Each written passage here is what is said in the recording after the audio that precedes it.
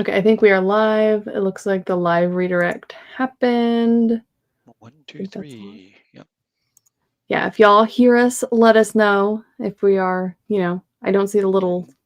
count quite yet. It's I nice do to have see, the I see Will. yeah. It's nice to have the lag established as well, right? I always like it when people at the start tell you when they can see you, so you know how much time there's in between. Yeah, yeah. I feel like 30 seconds is normally, I find where mine end up being, but hmm like, or maybe I a think little it. less. I think it also sets it by default to 30-second minimum or something, and Mm. you can like at least on Twitch, I think you can like then increase it if you want Hmm. to, but it doesn't tend to go down more than that. Yes. Okay, everyone. Hello. We're Hi. definitely live. People could see us. That's good. Wonderful. Step one, pillars. Step two, dragons. Step three, who knows? Step four, profit. Mhm. Especially that's the profit part. That's really the part. yeah, that's what we're here for now. hmm Yeah, so welcome to more Pillar World stuff. If you haven't seen some of that already with the dragons that I was chatting about with Bib. So we're returning to the same world. We're talking about it more from an economical perspective now, nonprofit pillars. So I don't know if you want to introduce yourself real quick. Yep. Yeah, so I'm Matthijs, or McCaine is sort of my perennial internet username. I am not or not yet anyway, a world building YouTube haver, but I'm definitely someone who's done a lot of world building. I've also done some conlang. One of my languages is also on uh, Langtime Studios via Lingua. I've been on Langtime Studio a couple times doing extra streams, including talking about economics. Academically speaking, I have a degree in philosophy, and then I switched to economic history. I have a master's degree and a PhD in economic history, Mm-hmm. and I have done a postdoctoral research project for a couple of years for my sins in economic anthropology. Yeah, this project was awful, but Mm-hmm. that's a whole separate story. Anyway, so I have some degree of like formal qualification in talking about economic topics, even though in the last number of years I have unfortunately become a corporate middle manager, the absolute worst kind of person to exist. But even so, I like economics still, and I like pretty much everything to do with world building also. So it's cool to be involved in that. Yeah, very cool. It's funny. I actually I started college out as a philosophy major. hmm Um, hmm I wanted to go into law, and then I was like, no. Funny, I did too actually, but then I even did law for a little bit because in the Mm, Netherlands you can do that undergrad level already. yeah, But I did but then pretty I much. found it like very intellectually disappointing. The level is very low. It's all people who want to like make money quickly and whatever. Yes. It was too And gamified for me. I worked in some courthouses and some law offices, and I was like, this is just playing a big game, and I don't want to. And then I was a geology major for a little bit because obviously hmm passion. And then I hmm was like, hmm hmm feeding myself with passion, let's go comp sci. So, Yeah, for me it was also like I did philosophy, and I've always been still, this is also my tendency to the theoretical, which is also clear in my economic stuff. mm, Even my PhD was on a sort of methodology or theory topic. Um, and I've always had this tendency towards being interested in philosophy of science and like the questions of like, well, how do we know the things that we think we know and so forth, mm, and history of ideas, history of technology, and then sort of from philosophy I went into that direction. But I also definitely had in mind to do something which seemed a bit more employable in the long run, mm, and mm. something that's a little bit more down to earth and contacts the real world a bit more than philosophy often does. And Yeah. so, and since I'm from a family of historians, economic history seemed like the kind of ideal middle there. Yeah, it works. It's fun. So I know a bit about economics, I know a bit about history, and a little bit about anthropology, and those are nice for world building. I don't know Yes. much about dragons though, other than reading a lot of fantasy books. So we'll see. That's okay. Ours are coming out to be a little weird. hmm I guess I should probably technically introduce myself. Hi, I'm Madeline James. I do world building stuff and writing stuff. I'm a fantasy author. I guess I don't know. I will be a fantasy author in April. I don't know if you pre-call yourself that before the book comes out or not, but Why not? why not? Yeah. So this world that we're going to be talking about today, Pillar World, is one of my world building projects that I have slated for some future projects. So I'm not writing in this world right now. Obviously, it's not even close to finished, but I like to do a lot of world building. So I like to start the world building like years before I'm actually writing in it. So I'm sort of like I have obviously the book that I'm writing in, and I've already world built. I have projects that I'm still wrapping up the world building as I outline, which is like, if you've seen any of my conlanging stuff, I do like spell language stuff. That's that project. And then this is the next stage of there's theoretical story ideas and we're focusing on the world. So that's kind of what we're doing today. Feel like, did I need to say anything else? I don't know if I need to say anything else. Classic author with world building disease, which I also always have when I write stories, which I have only relatively recently started doing. It's like all my writing was always nonfiction, right? And I have published academic work and so on. So, but I also find the creative side interesting. So in the last couple of years, I also started getting interested in fiction. And it's very easy to find that you fall into world building disease very quickly. Yes, it's very easy. Oh yeah, our knight Petrichor. My guess. So if we're going aspiring to publish, maybe debuting. Like A debutante. I'm not aspiring. I like this. Yeah, debuting in the very long process of all of that. Okay, so I have some notes prepared that I had sent over on kind of like a super quick intro to what Pillar World is, just to make sure we're all on the same page. And then I'm going to quickly go over like kind of the like Pillar World scenarios that I have right now that we'll be talking about. Thank you, Miles. This is actually a crop top, but I will not show you that bit. Yeah, it's fun. A different channel for that.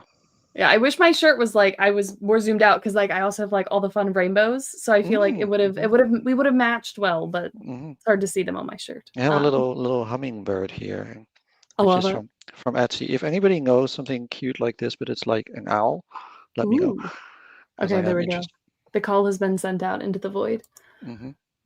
Okay, so our concept for Pillar World is that it essentially used to be Earth-like, then there was toxic stuff along the surface, and pillars shot up in some order, right? So all the local flora, fauna, aka dragons, have adapted to being on these pillars, which are relatively small. None of them are super big. They're like no larger than like a quarter the size of Scotland, but usually much smaller.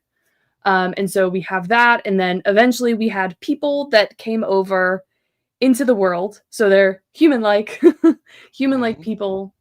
Are they actually people, or are they just like human stand-ins that are humans, but they're not from Earth, sort of? Yeah, like this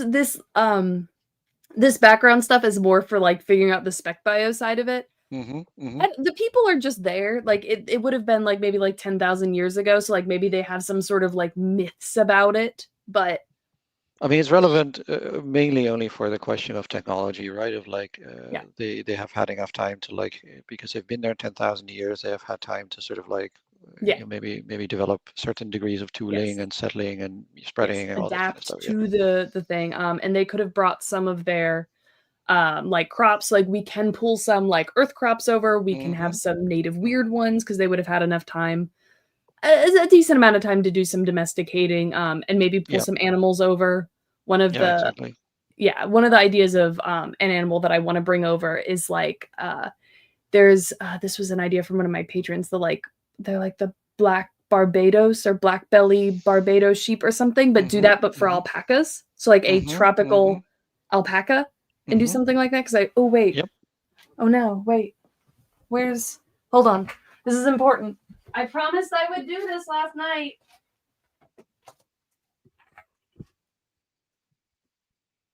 Oh no. Stand by. Technical difficulties. Stand by. We have the giant alpaca. Oh, cute. I promised I would show this last night in, I can't remember whose stream it was. I think it was the Chariot stream. Giant alpaca. Oh my god. Does he have a name? He, she, they? I don't know. My friend just recently got it for me a few weeks ago. I don't know if I've had time to think of a name. I need to. I give all my plushies names, and like I have like 20 or something, and they all have like, yeah. Anyway, that's Oh yes. Okay. I should probably actually semi-focus. Yes. So we have lots of dragons, which definitely changes the way a lot of things work, economically and otherwise. Let's see. I feel like that's the main bit of it. Let me pull up Madeline and her fluffy stuffed critters. everyone can name my alpaca using IPA, and then one day I'll figure out how to pronounce one of them, and that'll be the name. That's going to be a good conlang challenge, right? Everybody has to create a cool name in their own conlang. That would be cool. Okay. So I think this is coming through. The first section we have is the sort of archipelago pillars, which are too far apart for there to be like bridges between them or anything like that. So all of the crossing between pillars is by riding dragons, which will be a thing. Their sort of upper and lower montane rainforest is most of the biomes here, right?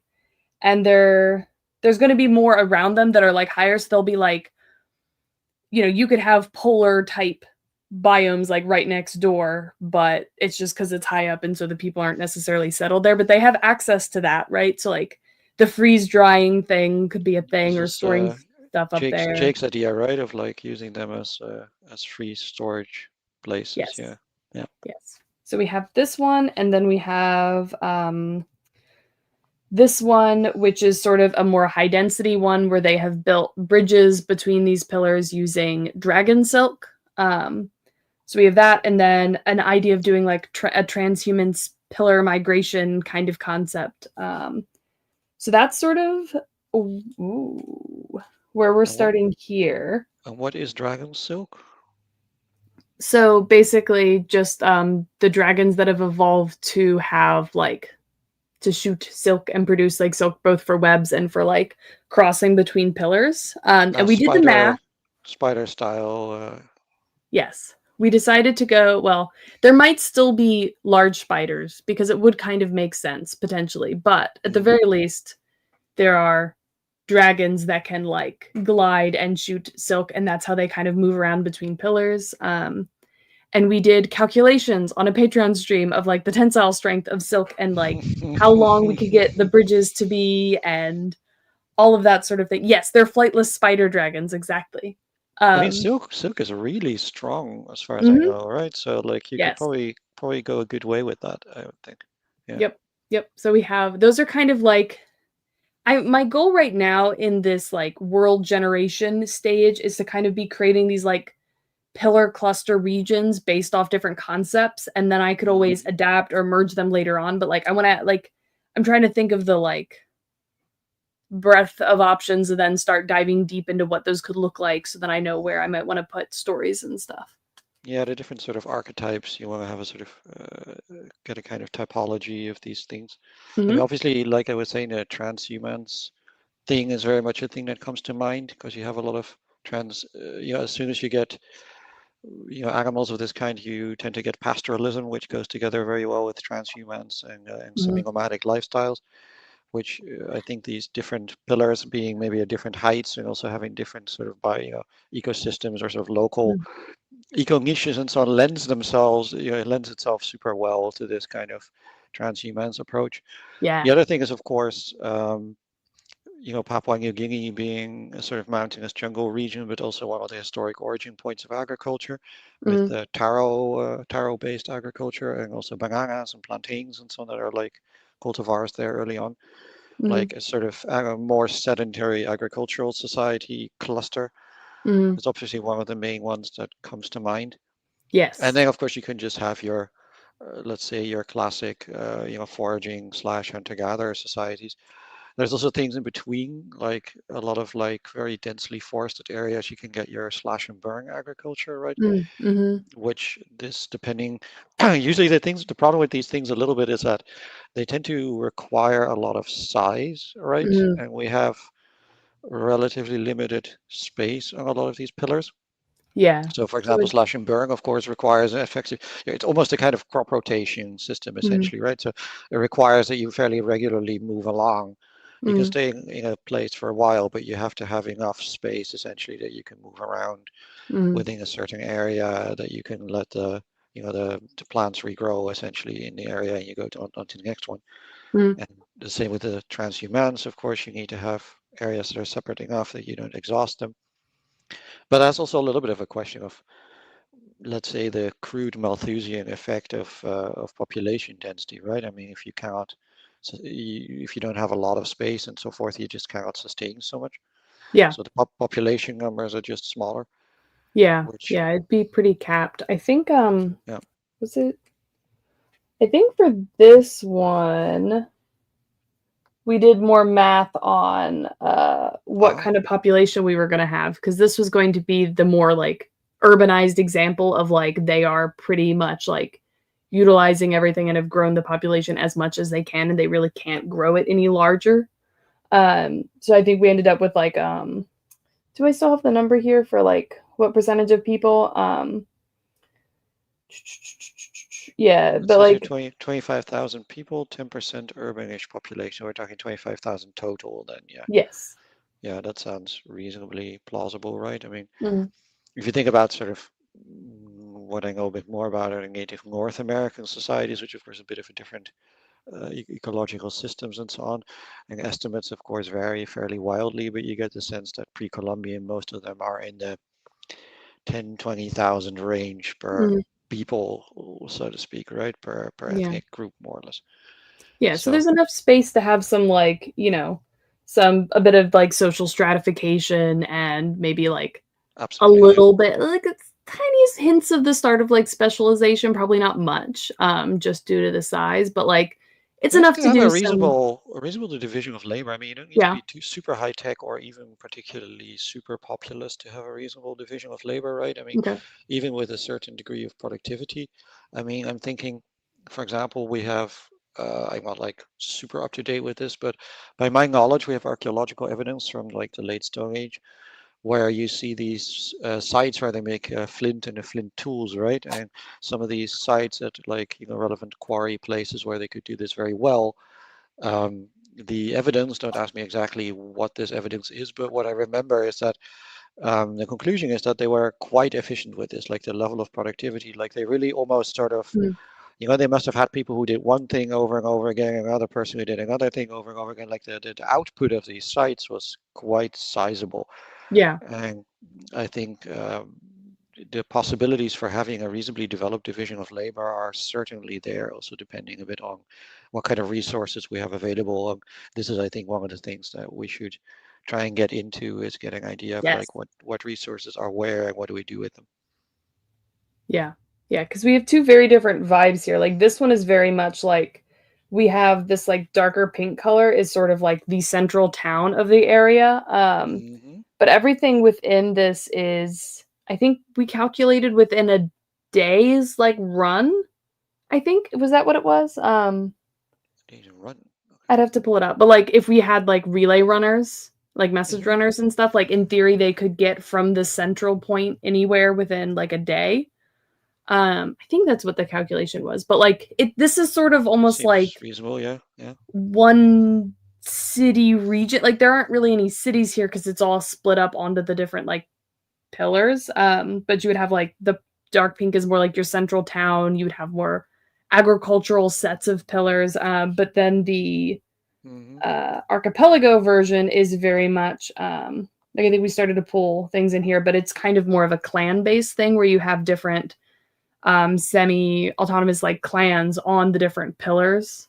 Sort of So very like we're thinking Western Hebrides here, right? And yeah, sort of like the Scottish Islands is obviously yes, that is the inspiration for the sort of thing that comes to mind because it makes mhm, sense. It is also like, fairly not very good agricultural land, very mountainous. We have mm, a whole bunch of different islands that you develop like, yeah, also essentially a lot of like crofting and sheep pastoralism on, right? And this is yeah, like if we have our little Barbados sheep or its equivalent of that, yes, makes perfect sense. Another mm, thing that comes to mind a bit when you're talking about this kind of radial, let's say, structure is mm, where you find really in, sort of very late antiquity, early Middle Ages, right? This kind of mm, structure where you don't mm, really, where you get essentially this decentralization away from the cities and people move, into the kind of rural areas and you don't really have this like strong urban formation.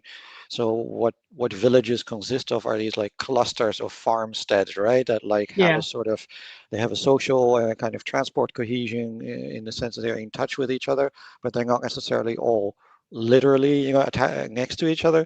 They're more sort of like socially in terms of socially a unit and mm, economically a unit in terms of like the people are interacting at this level. And then You have sort of larger sites where you can have market towns of sorts, or at least locations where the exchange actually takes place. But it can be quite sort of dispersed and yet be experienced as a village, as it were, by people, because they just walk around to the farm over there and the farm over there, and we know those people who live up there, on the side of the hill, and so Yeah. like very much a structure along these lines, I think, is very plausible. And Mm. the alternative, which you can also consider, is another thing that comes to mind. This is kind of the diametric opposite of this, but it gives you another typological option. Is I'm thinking then of the kind of Bronze Age. I think Bronze Age Northern Europe, right, with the hill fort villages. Ah. Where we have these kind of sites where people have villages that are clustered together in specific locations, probably not exclusively living there, and a lot of this probably serving rather various social purposes, the stuff that's actually on the hill, but also to some extent people living there, and then Mm. having like a fortification around it, which people can withdraw up into, right? Like you pick a high point, and that's sort of your fortified location. This is your base that you withdraw into, or you can operate from in case of threat. And then you can Mm. have much more outlying villages and so on that are still belong to your cultural group, and which can be spread out quite far, much of which we tend to not archaeologically find because we don't know where they are and they have all gone, right? But we find the hillside, Yeah. and but then you have this like fortified thing. You find all these post holes and things like this where you can tell that they were fortified locations. Mm. It's a little bit also what you find with the more quote unquote advanced Bronze Age societies, where like when you think about Troy as an archaeological Mm. site, right? I'm not just talking Mm. about the literary Troy, but the actual Troy, Yeah. which is a very nice example. Mycenae is another beautiful example of Mm. like these Bronze Age sort of like on top of the hill fortified locations, right? Where there is a sort of local ruler, there's a stratified setup, there is a lot Mhm. of storage there. This is where the storage locations are, the granaries, the whatever, all this kind of stuff. The religious site is usually there, whatever it may be, burial sites or things like this, maybe is really like the heart of the community. But of course, people live essentially quite sort of radially outside also, and like spread out from there. So Mm. like probably the community consists in part out of people in the central hub, but also very much out of people who would have their own farmsteads spread around and so forth. Yeah. Like this is also very much a model that you could have, and it's perfectly possible across the world, depending on the size of your world, that you have a Mhm. number of these. I mean, it's probably what you want, right? Because it's like the most interesting to have a Yes. number of these options, I think. Yeah, there'll be I think we have, like, 20, somewhere around 20 right now, like, kind of cluster regions, and some have been, Yep. like, more migrated through for settlement and not. Because 'cause I'm also working, like, on Jake's actually helping me out in the chat, is gonna help me do, like, have all the people come from, like, one proto language sort of, and then have a bunch of, like, daughter naming languages That is for all always the very fun. different regions. This is lots of fun. Yeah. Yeah. Uh, I'm also, of course, a big conlang enjoyer. So, yeah. Yeah. Okay. Do we want to dive into the notes then? Yeah. Okay. Um, let's see. Can I share this somehow? Yes, I can, Yes. I apparently. gotta So put it up this. for you, but then you can click through it, I believe. Oh, yeah. Okay, this works. Yeah. So this was just so people are not confused. These are the slides from my previous session in this festival, which I did with Bib, and where we talked about economics and world building. And I thought it would Mm. be interesting to start. This was very high theory stuff, which I discussed, and sort of the kind of questions you could ask. And I thought it would be interesting to actually go over some of these, some more any, however many you're interested in, really, Mm. to apply them to this particular case. So I don't need to talk about all this now, but let's start here. Mhm. These are our production questions, and I would generally also advise to start with production. Mm. Again, production and distribution are in real life, of course, always intertwined, but again, I find it analytically useful to distinguish them. And I think to give a certain structure to your society, I recommend starting with the production questions. Yeah. So what resources do we have? What staple foods do we have? What kind of minerals or materials for resources or for tools and other things do we have? What kind of Mm. luxury goods? And also to ask ourselves, well, we know the answers about the location. That's fairly nice, right? I mean, this is what we really have a lot of. So Mm, that gives us a lot of answer there. Although there are still questions that can be asked. For example, we have mountainous jungle where we probably have a fair amount of wood still. Question mm, is, how bare or wooded is it in different places? Big question, of course, is what kind of stone do we have? I remember you know a lot more about stone than I do, so you're certainly better equipped to answer that. But this may be relevant, right, in terms of minerals and so on. Like again, you know more about yeah. how these things correlate than I do. You have written some very good world building guides on this, but obviously the relevance of this is obvious, I think. And just a general tech level, what kind of general tech level do we want them to have? Sort of ballpark thing. I saw somebody in the chat mention that it was based on a video. It says it's based on early medieval agricultural productivity numbers, Yeah. but it's worth pointing out, for example, that early medieval agricultural productivity is already a lot higher than that of antiquity.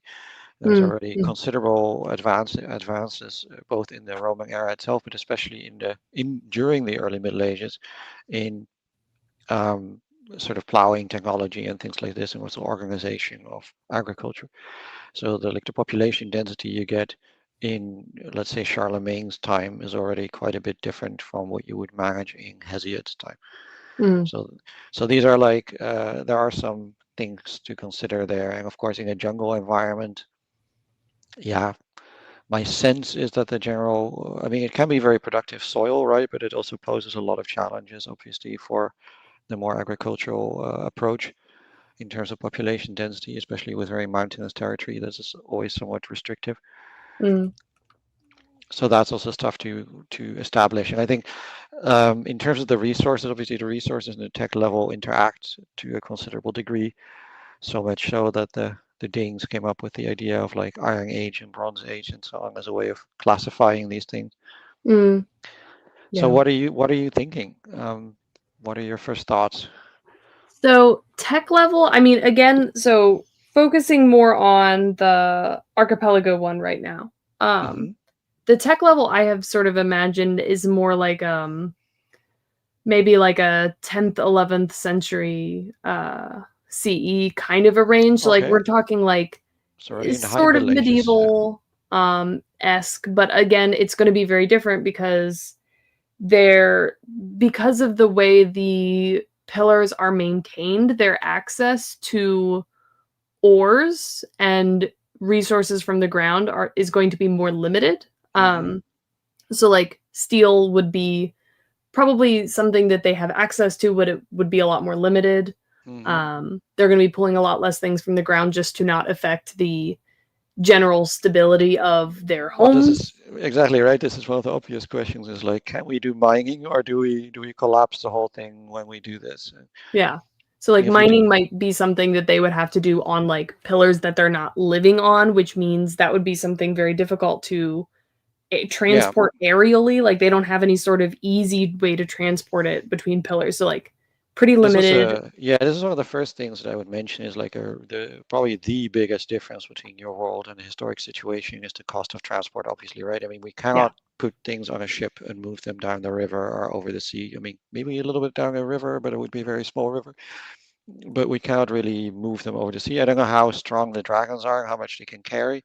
I can imagine them like attaching nets or baskets or what have you to Yeah. dragons and like, doing this kind of thing, Yeah. almost using them like air balloons or what have you, something Yeah. along these lines, which I think is a very cool image.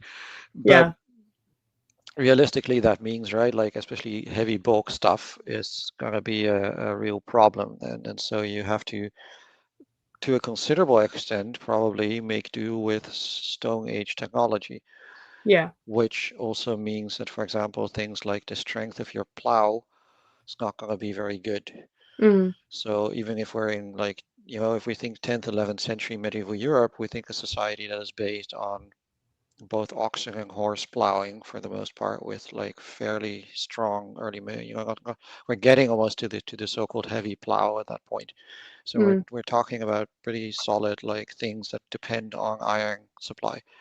Right. And I don't Um, anticipate them having like in theory they will have domesticated dragons, right? To some various degrees. I haven't ever pictured them having like large land-based beasts of burden per se. So like having like they wouldn't have an equivalent to like pull a plow. Oxen and stuff are not so in the picture. It's like, Right, right. Now you'd have like things that could do like the alpacas would probably be like a little smaller, so like light pack animals, but not big enough to ride. yep, yep. And it's quite hard because like until you invent the horse collar, which is sort of in the course of the High Middle Ages, you strangle animals with a plow, right? Mm, And this means that you have to have animals that are quite strong and that can handle this, which is why yeah, oxen were so favored. They're in a way stupider and less fast than horses, but they're very strong and they can handle like a lot of abuse in a way that a horse can. And so if you don't even have that, then you're talking primarily about doing your plowing manually, right? With humans. So it's just pulling stuff, which is yeah, perfectly possible, and of course people mm, have done for a very long time. yeah. But I the productivity, imagine, but the productivity is low of doing that. It's like, yeah. yeah. And something that Babilia mentions too is like there is a big difference in the size of some of the pillars. So like some of the Hmm. ones that are bigger, like in our the archipelago, the biggest one is about 30,000 kilometers. That's certainly big enough for them to have, That's cool. areas in the mountains that are for mining. So, like, that might be a central hub of having, you know, a lot more technology that uses steel and iron and other ores from the ground, whereas some of the smaller ones would be a lot more limited. And the Silk Bridges cluster would probably take very, very, very little from the ground because they're already kind of limited with the land area they have. So like they would probably would use very little like Yeah, ores. It so would mostly be we wood can and imagine that stone. there are sort of iron tools and things like this, but they are very valuable, so they're Yeah. probably widely traded. I would think that like Mm-hmm. people will pay a lot of stuff for like getting access to metal stuff, which is sort of what you historically also see in societies that don't have a lot of ready, good iron or usable metals. They will trade for it, right? But it will be Mm. very valuable to them. Yeah. So it can be a sort of supplementary thing that is used, but probably not in most cases very large scale. Yeah. Yeah. It'll be very, yeah, and very varied between where exactly you are and what kind of I mean, pillar this you this live sort of on. raises a general question for me. Is like, how much are they in contact with each other across this world, and are they generally on? I was talking about hill fortresses. Are they Mm. generally on peaceful terms with each other? How hierarchical are these people? Mm. How much do they? Because you can Yeah. imagine, for example, the Iron Havers could perhaps defeat the non-Iron Havers. Yeah. Conversely, this is certainly one possible way things could go, depending on how hostile they are, right? Mm. This is a possibility. It's not necessarily like an absolute supremacy advantage to have metallic weapons over non-metallic ones, but it does tend to help. Right. And they do also So have dragons that they can use as a exactly. little I mean, if dragons. they could like ride the dragons and then show up somewhere else, I mean, you could get a sort of pattern very crudely put along the lines of like Polynesian island empires, right? Of Mm. empire expansion of this type, where they just Hmm. eventually fly over to the next place, and they don't have to have a large amount of people because the other guys also don't have a large amount of people, right? And Mm. then you just sort of like establish somewhat decentralized and maybe not super sophisticated, but you can nonetheless establish sort of very viable island empires based on the guys who have the metallic stuff Yeah. Yeah. I think most that's kind available. of what you'd see. The high level clusters are going to be relatively far apart. So like the people of the archipelago and the people of the like Silk Bridges probably don't have like close to any contact with each other just due to the limit of like there's only so far the dragons are going to be able to Hmm. fly, and there's going to be these clusters of more habitable heights of pillars is going to Hmm. also be few and far between. Like a lot of them Uh, I imagine would be a lot smaller, a lot higher, wouldn't necessarily be sufficient like stopping points, like port like points for them along the way. mhm. So I imagine it would be limited. Like maybe they've like there have been people from other places that have like traveled and happened upon them at some point, and so they have like these like rumors and theories of other places that exist. But Explorers and adventurers and so forth, but yeah, they don't necessarily all know about each other. Because if yeah, that's the case, you could of course have like you had in human history, where you have very different sort of technological levels, quote unquote, or Mm, technological right. complexes that exist in different places, which is probably world building wise more fun, right? Mm, If we have a bit more of this kind of diversity. So yeah. you could have like one society that is like a bit more densely populated, has more, because they use the metallic stuff and they have access to higher, levels of agricultural productivity and so forth. And the other ones have other kinds of complexes. Mm, Like Jake makes a good point, which is also something that came to my mind is terracing is quite interesting, right?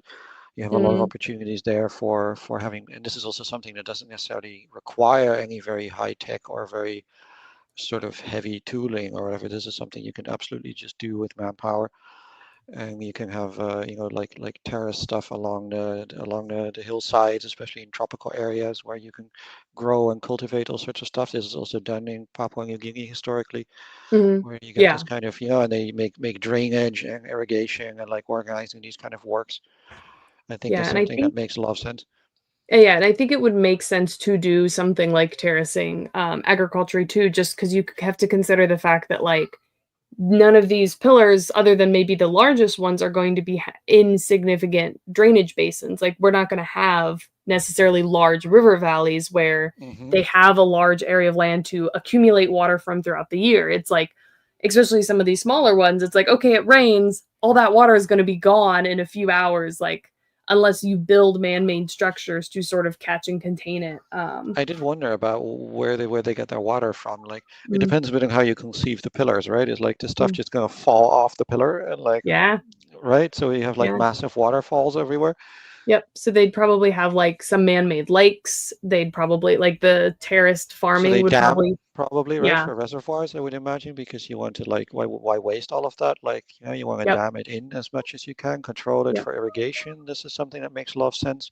I could yeah, imagine also, especially since we have mountains and we have this kind of downflow, this is a good energy source, right? So mhm, there's also the mm. possibility of like water mill type technology, Yeah, that's true. just to some extent require a certain degree of sturdy tooling that doesn't get torn apart by water force, right? So it would be interesting to think about like how much can you do that entirely out of wooden parts, but I think you probably could. I'm Mm, not enough of an engineer to completely judge this, but I think it's conceptually interesting mm, to think about this as a source of like of energy usage. yeah, yeah, I think it would make a lot of sense. There'd definitely be a lot of, I can't remember what the terminology for it is, but they would have very much shaped the land on these pillars that they're living on to Mm, be of their greatest advantage. of course, yeah. I mean, they very much would have to. It's not the easiest, especially if you have mountains and jungle and so forth. It's a pretty tough setup in some respects. Yeah, There's also and this there's would also be the an question of energy. wind energy. It's like Mm, if they're far up, you will have constant wind probably, right? It's like gonna be mhm, very stormy all the time. yeah, Makes some sense also that they could try and make use of this with windmills yep, in a similar vein. Again, there's a yeah, bit the question of how much you can do there without iron, and so they do have stone, I guess, but is again the yeah, question how much do they want to undermine their bays, right? yeah. Whether I they think use we stone have as, it. as It's just, again, it would be more limited, right? And there would be some pillars that maybe they're less hospitable for, agriculture and settlement for larger populations, but maybe they're decent for gathering resources and they just have to be very like they probably have multi-use tools. They'd probably have to be very like careful with them and use other types of tools when they have them. And then also the bigger pillars would probably have easier access. Like, they've only been, like, as they're moving around, like, it's not like they've been here for an incredibly long amount of time. There'd probably be, like, surface deposits of things that would easily hmm be, hmm acquired. So, like, I mean, they would definitely have some. I think they would probably have steel technology on, like, in the archipelago. The bigger one, I imagine, would have steel technology, and then you'd have some, like, little outcrop mining pillars, but it wouldn't be significant. Yeah, it's just like we have some metallic tooling, but it is just like hard to fully get through the Bronze Age and so on, so to speak, right? Because we Yeah. just don't Yeah. have a very large quantity of these things going on. So it's more like we're almost in a sort of Chalcolithic style thing where we have like a lot of stone tooling is still being used, but we supplement with and stone and wood is used a lot, but we supplement with metallic things. Right. Yeah.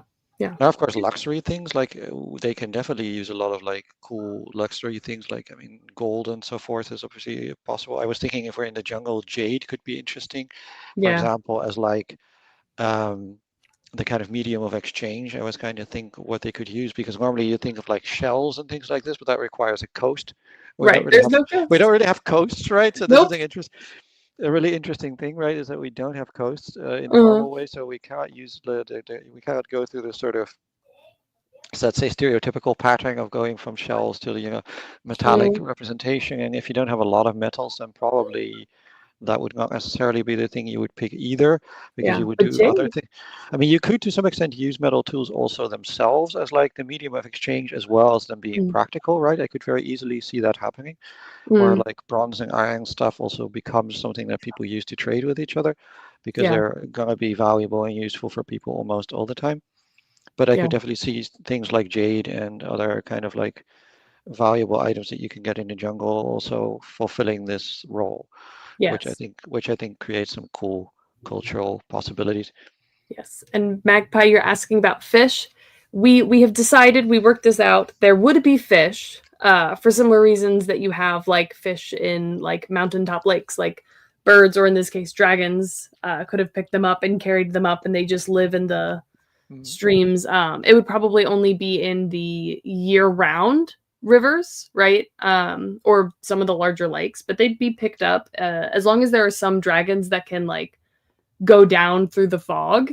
Like you would assume that they could pick up some of the fish, or could have at some point as the pillars were rising and drop them, and they would have, existed in there. but they don't get flushed away down the Yeah, I pillar mean, again. we have mountaintop fish, so like they would just need to know not Hmm. to swim all the way down. And they're like anywhere that there was a lake would be a lot easier for them to hang out. But like if you think of like freshwater river fish on mountains that like they can swim upstream, you know what I mean? There'd probably a lot less variety, but there'd definitely be some kind of fish like that, as long as like, especially in this where it's like rainforest, like anywhere that's larger, you would expect like the lakes and rivers to have some water flow year round. So as long as it's Hmm. enough that like a population could survive in, Yeah, you know? yeah. I mean, I guess Bib is also the better judge of how this works. But I was thinking like you, especially in jungle environments, you think of like a lot of sort of areas that are part of the time isolated or end up being isolated. And also people could deliberately do this, right? Try to cultivate fish and like keep them in certain places so that they Mm, will yeah. be to be had. Another thing that's Mm, interesting then is like when we talk about shells is like I think Miles was also mentioning this, like bone is of course interesting as a material oh yeah. to work with, right? I mean, bone is also historically like very useful, one for musical instruments and things like this, part for spear points and other things of this nature, but also, for example, when you think about um, weaving and sewing equipment, right? I mean, Yeah. hooks also for like Mm, fishing and so forth. You could do quite a bit with that. I could also see yeah. turtle or tortoise shells being interesting. That kind of shell, Mm, mm, it's like a material that you can actually use fairly well for stuff. It's laborious, but it can be used. yeah. They'd And probably use stuff, I imagine stuff like that from dragons, exactly dragon in bones. this, yeah, actually dragon bones. I mean, they're probably sizable. I would think it could give you a good amount of like material to work with. And Yeah. Yeah. could be exactly dragon horn or whatever you want to call it. I could see Mm, that being useful. You could even get a sort of what's this called now? Scrimshaw, right? Something like this. This kind of like bone carving mm, kind of deal. Because if mm, that's one of the main things that they have more of, right. like in like in Inuit sort of in Arctic context where you have like a lot of bone but not a lot of other stuff. Mm, That could yeah. be definitely also a thing that they do. Of course, they do have a lot more trees than you have in the Arctic. So wood is Yeah. obviously Trees and wood. the main thing, right? That like wood is gonna be like the main thing. But there's definitely Yeah. other things that we can use there. Mm, yeah, absolutely. As Grimshaw mentioned. Scrimshaw mentioned cool, Yeah. cool. That is true. Um, Well, the some of the flightless dragon birds might have eventually evolved to be less lightweight, I would presume, unless I'm wrong there, Bit. But I would assume those would be potentially a little bit sturdier than, especially the ones we were talking about that have been flightless for a lot longer. I could see them having slightly less lightweight bones. Cool. Then I'm interested in food, of course, is an important thing. So we have established some of them are like transhumans, they're like pastoralists. So I Mm, guess they have a pastoralist type society where they partially eat them and partially live off, the materials from the animals, and yeah. also supplemented to some extent with seasonal, kind of activity. Mm, But we also have agriculturalists. What sort of like plants and things do we have? I mean, what mm, is on the pillars? Do we have Are we talking taros? Are we talking plantains? Are we talking American tubers, right? Potatoes or mm. equivalents thereof? Yeah, Is so I this? imagine there would be some like amount of crops that they would have brought with them. Probably wouldn't Hmm. be super varied, but definitely some sort of tubers, whether that's like taro, yam, potatoes. Definitely would probably have a lot of fruits. We did talk about doing special types of flowering fruiting plants that would Hmm. produce a type of nectar that would be utilized by the dragons that would have parts that would be Mm. edible, so maybe like the roots and like the actual fruit that it produces. So whatever the equivalent of all of those would be would probably be their like equivalent of in-world native fruits. Hmm. Hmm. Yeah. That's kind of what I So have right now. you could for sure imagine a sort of combination, which I think you also have with a lot of jungle agriculture, with Mm, combination of like one or two sort of staple things like taro mm, equivalents or what have you, and yeah, then also a certain degree of like horticulture-esque things, right? Like yeah, garden-esque things like fish weirs, and then supplemented by also things like water chestnut and what have you, and then yeah. Lots of stuff like like that. root, sort of arrowroot, I think is a Mm, thing, and mm. like this kind of stuff. And of course, there's a question like, do they eat the dragons? Right. Well, yeah. Oh, absolutely. I want to have Hmm. like dragon chickens. Although I did realize this as we were talking about the flightless birds in the last stream, that the Hmm. fact that we made them, I can't even remember the word, but they give birth to live young, means that we would have dragon milk, but it does mean that the dragon chickens wouldn't necessarily have eggs. So like I may need to move when they moved to like live birth to live birth from like egg laying, that maybe that happens after that first main like flightless dragon split off and maybe they still lay eggs or something. I need to ask Bib about that at some point, Yeah, but exactly. Because I remember you saying with Bib on the stream that you wanted more towards the live birth direction, but that does inhibit the egg aspect, which is usually a good protein source in its own right, right? It yeah. Yeah. So allows maybe it. we have that one like that clade? Is that the word? Clade Hmm. of the flightless dragons that would maybe still have eggs. Oh, they're not binary. Ooh. Okay. So they could have both. They could have both. Okay. Well, shows how much I know. All right, everyone is doesn't mean they even necessarily have. Okay, well, would they Well, have there you milk go. Yeah, plans? We need to know. It's important.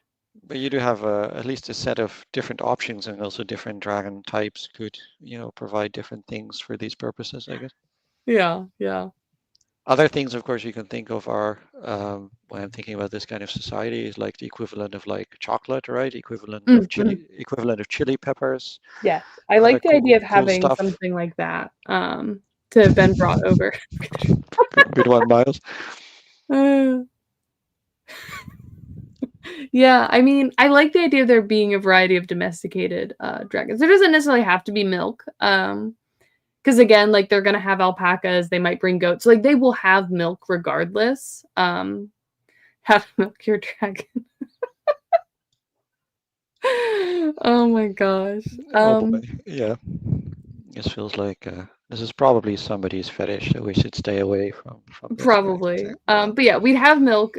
We'd have animals kept for meat. They'd have the ability to like do some type of hunting, probably.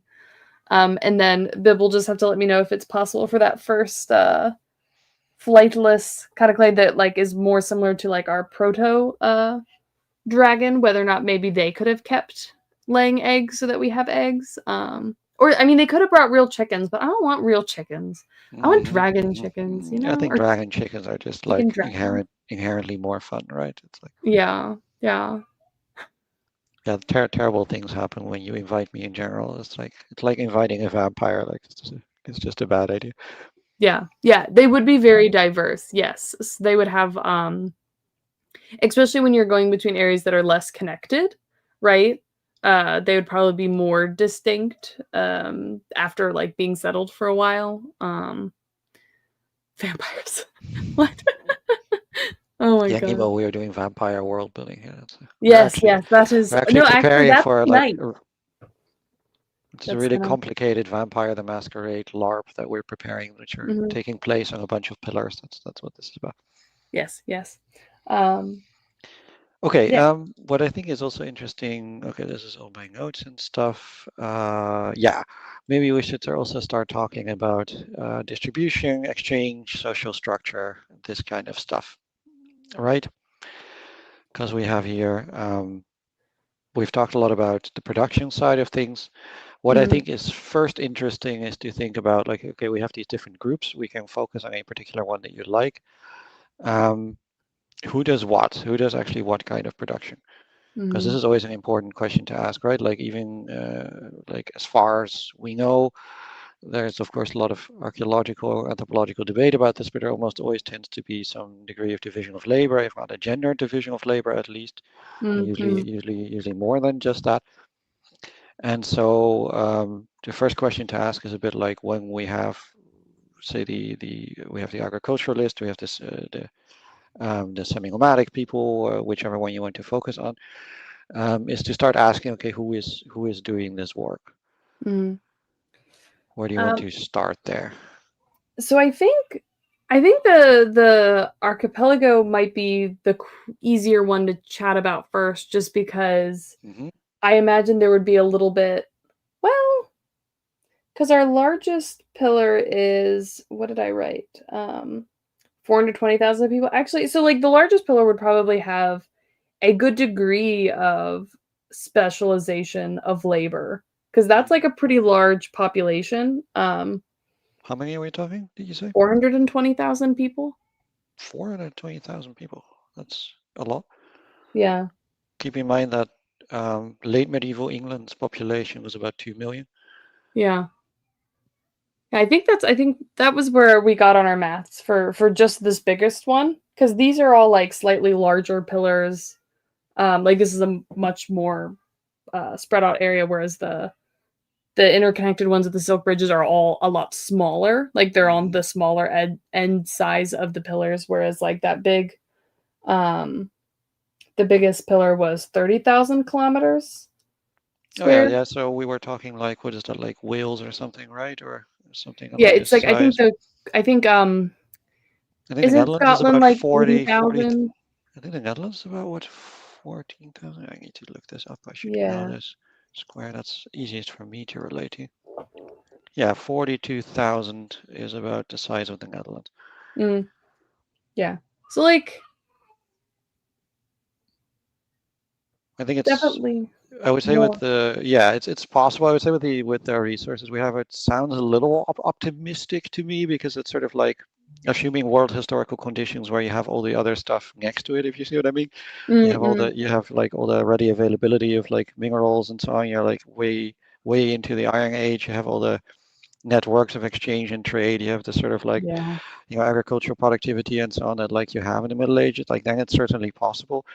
Um, I would maybe go a little smaller for the setup that we have here, Okay. in my opinion. But ultimately, that's not the main point, right? It's like we have a sort of ballpark idea of like we have a reasonable size of people. Certainly for like this is big enough to be multiple ethnic groups, even if need be, or certainly one. Yeah. The 400K was assuming the whole island was fairly heavily cultivated for agriculture, and we were establishing upper bound number. Yeah. Yeah. So that was kind of Yeah, the, that's for sure. Yeah, for sure. I would see that as an absolute max. I would yeah.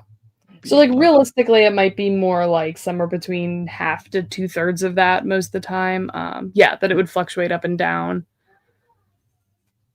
Yeah. Good options, Zeb. If we don't end up Yeah, having eggs, which I'll have to ask Bip about. we have to have our vegan equivalents, right? It's like just Mm, like eggs, etc. aquafaba. I've never heard of that. Me neither, to be honest. But tofu, I know, chia seeds, yeah. Yeah. Chickpea, yeah, there's a lot of like, depending on the ecology, there's a lot of possibilities there. I mean, we also have to keep in mind that like, there's a difference between the same kind of level of agriculture in like the temperate zones that we have, and like we're walking now with fairly rugged jungle terrain, right? It's not Mm. to say that you cannot have like a reasonable amount of density, and as we know from the Amazonian regions and so on, it's like absolutely possible. We have eggs. Thank you, Oh yeah, Bip. okay, well there we go. Yeah, very nice. So certainly possible, but again, that like gives me a sense of like rather being on the lower end. But what interests Yeah. me more is like is less the absolute number and more like, have you put any thought at all into like what kind of social classes do we have? What sort of groupings do what part of the production? Mm, Right? There's a lot of different possibilities. There's a sort of very often you find that there's a sort of the most cliche option, if you will, is of course that a lot of the sort of more garden-like agriculture and the food processing is done by women, right? And that the men mm, do a lot of the sort of the hard labor, especially if they don't have a lot of um, plow animals. If they have to do this manually, you would generally, without wanting to be too patriarchal, you would generally expect the men to be doing the plow pulling, because that's right. that's pretty heavy work, and you have to be Mm, very strong for that. yeah. So that's definitely like a possibility for a gender division of labor there. Mm, But there's also like if you have an agricultural society of this type, you have certainly plenty of room also for social stratifications of different mm, kinds. yeah. I do Like, know, like, I definitely need enough social stratification of like having the, because it would be more like, I guess, based off extended kinship groups, I guess, that sort of style of like a clan system where obviously not everyone is like directly linked to one of these families, but would probably like trace back to it to some degree within the pillars.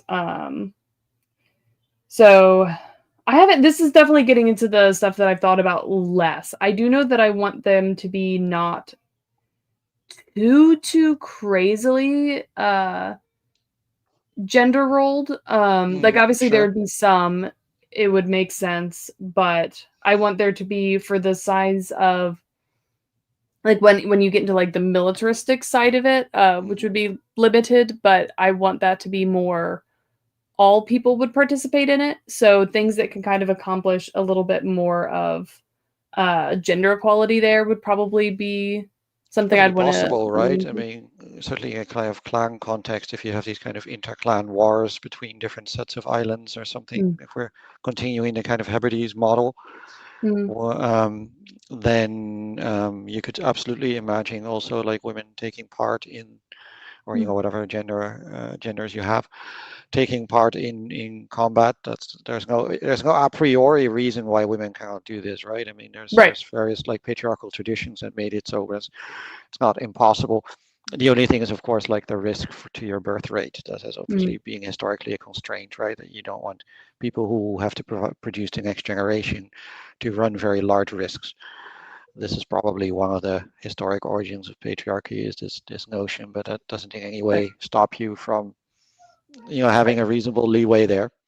Yeah. And Jake makes a good point that like a lot of their warfare to an extent would lean heavily on, using these smaller dragons that would have these like, And we get a kind venomous of weapons or these like bombardier beetle style type like weapons. Yeah, this is And interesting, right? Because we have sort of a medieval or even much earlier, almost to in some respects, like Chalcolithic style thing, but we have aerial warfare, and yes. this is like a very different vibe, right? In that Yeah. in that sense, which is kind of we got our dragon riders of Pern sort of vibes where everybody's is sitting on the things and throwing javelins, and Mhm. I could imagine quite a bit of this kind of structure. And I could Yes. for sure imagine, just think, spitballing here, but I could, for example, when we have this kind of clan structure anyway, I can imagine a setup a little bit like what you had in ancient Greece, where, but like in a sort of simplified form, where you have, as it were, And you don't have you of course probably almost certainly do not have a standing army. I think with this population density, it's very Yeah, unlikely no. that there is much of that. But you would have a sort of standing reserve where people have their own arms and armor, and they and whatever this may consist of, maybe made out of obsidian or things like this, which might be maybe to hand. And then Mhm. they get called upon, and they know you have a certain class of people. This would be the equivalent of the equestrians, right? Is a class of people who know how to ride the dragons and Mm, who can steer dragons, which is probably a certain amount of skill is involved in this, and you have to maintain your dragon, right? How to train your dragon right. and so And the forth, which you lighter can. and smaller you are, the easier it would be to This would actually, fly the dragons as funnily well. enough, to be to the advantage of having women specialize. Is actually a thing I was going to say as well, where you Yeah. could imagine actually an equestrian class, which happens to be mostly women, Mm, or light, at least light-bodied people, let's say, yeah. Mm, who actually form an equestrian class, and maybe to some extent they can form a certain elite in the sense that because they have to spend time on the training with the dragon, and they have to like probably they might even have their own dragons, like equestrian people have their own horses, right, which mhm, whom they also feed and maintain and take care of. These things are expensive. This costs a right. lot of food and stuff, so they naturally have to be to some extent part of a social elite to begin with in order to make this possible. Yeah. And then you would have a Uh, sort of more mass of like dudes who might come on the back, right, and then jump off and do the hand fighting or things like this, who are like your standard infantry, yeah. Yeah, it would who could definitely be be your interesting. normal sort of typical clan warrior type Yeah. guys. So I think there Yeah. is actually a fun sort of legitimate opportunity here for going for a sort of archaic or clan style, which is really almost the same thing, really Mm, kind of social setup, but one where actually women, rather than being confined in this context, actually have certain advantages. Yes, mhm, I did say javelins. I do love a good javelin. mhm. Yeah, you would get this, like, potentially, elite warrior or equestrian class that would be very different than what you would normally expect historically, and especially they'd be significantly smaller probably than, like, your agricultural class, potentially. In any case, of course, people are anyway rather short, probably, right? I mean, this is also a thing, and Yeah, I think they'd probably be smaller and nutritionally and so forth, they are probably not very heavy anyway. But you would definitely select quite a bit against weight.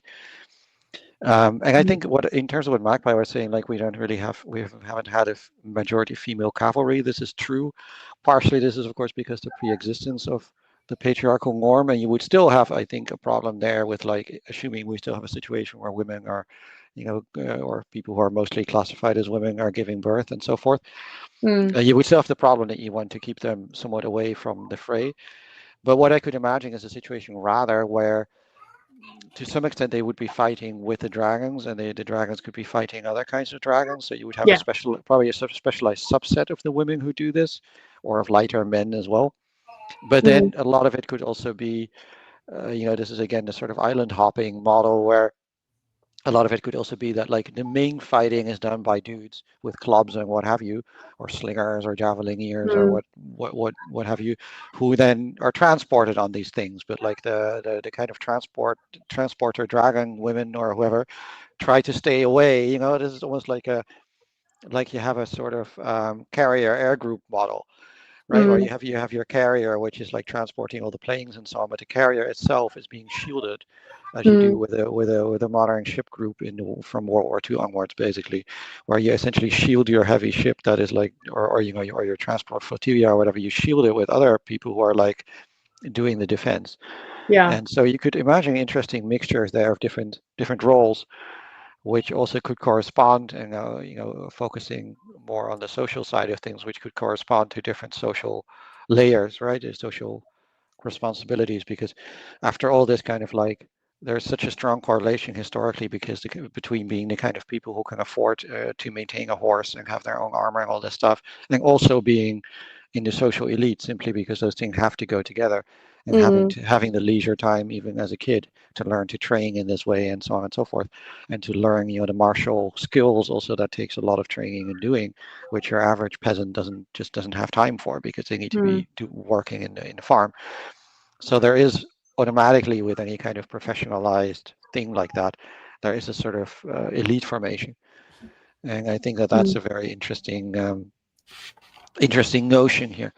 As a Yeah. complete funny aside, my mother wrote her PhD thesis on the idea of the Amazons, and Mm. both in ancient Greece and subsequent receptions and ideas of like gender projection, projected onto the concept of the Amazons, and why the Greeks themselves were interested in, even though they had a very patriarchal society, right, which was sort of notoriously in some ways unfriendly to women, not in every Mm. respect, but in some ways, why they were so fascinated by this idea of like the opposite and so forth. So Yeah. of course the Amazons never existed, right? There was never this kind of women riding horses and having their own, being their own warrior caste. It didn't exist, but the fact that people came up with the notion is sort of interesting Yeah.